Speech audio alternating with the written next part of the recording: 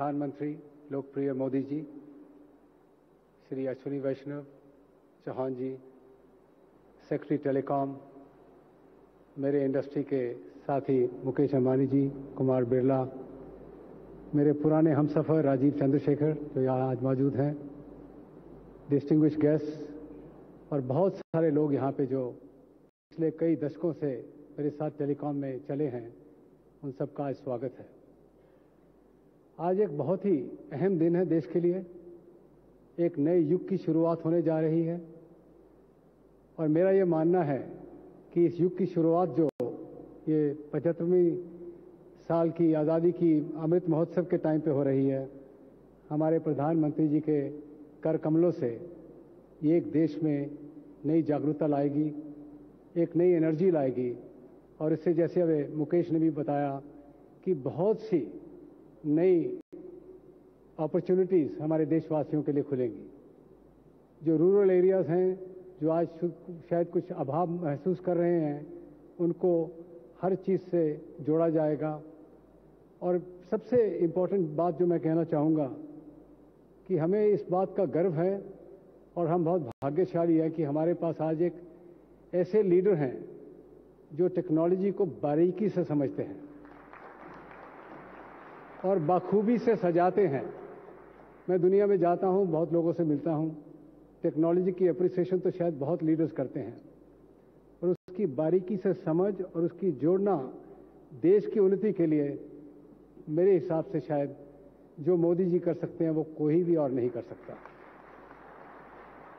मैंने बहुत क्लोज से देखा है, जब गुजरात में चीफ मिनिस्टर थे तो ई ग्राम लाने वाले सैटेलाइट कनेक्टिविटी से सारे गांव को गुजरात में जोड़ा गया ताकि स्टेट एडमिनिस्ट्रेशन से उनको जल्द से जल्द हर चीज़ मुहैया कराई जाए।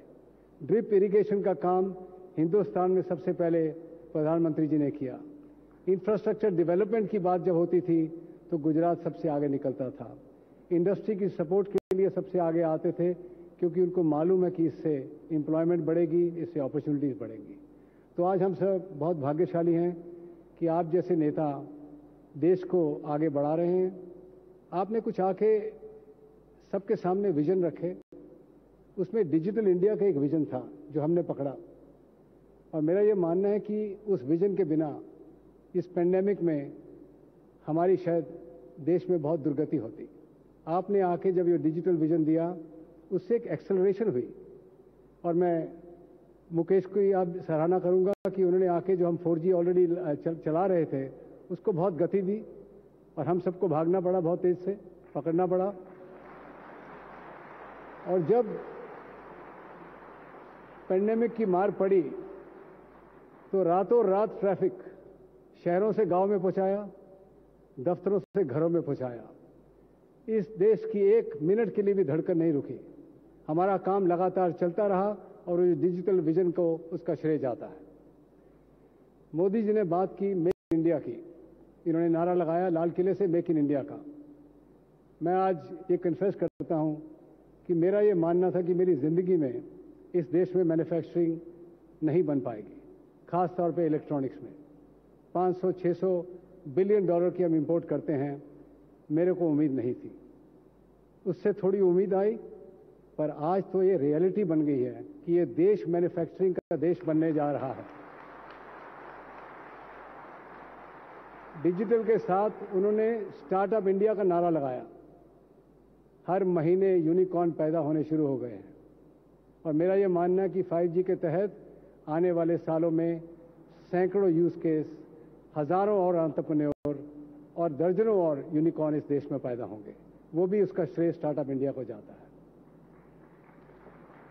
मोदी जी 40 साल पहले इसी अक्टूबर में 1982 में ताइवान में मैंने एक पुश बटन टेलीफोन देखा और उसको हिंदुस्तान में लेके आया, यहाँ पे उसकी मैन्युफैक्चरिंग शुरू की। आज 40 साल के बाद मुझे बहुत गर्व महसूस होता है कि आज वही भारती एयरटेल जो कि बहुत छोटी उम्र में अपना टेलीकॉम में कदम रखा था 40 साल पहले, आज 5G में आगे सबसे आगे चल के इस देश की सेवा में जुटी हुई है।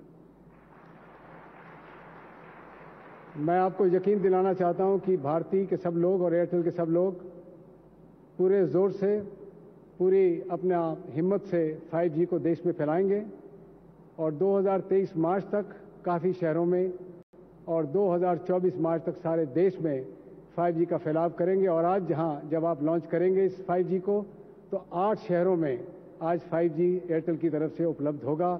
दिल्ली, वाराणसी, मुंबई, बेंगलोर और कई शहरों में।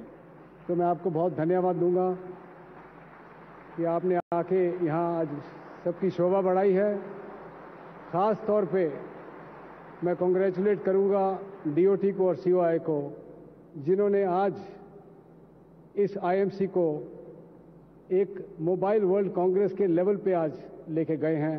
आज अगर आप बाहर जाएंगे तो देखेंगे कि दुनिया में कहीं भी आप एग्जीबिशन देखेंगे उससे आज यहाँ कम नहीं है। बहुत बहुत धन्यवाद।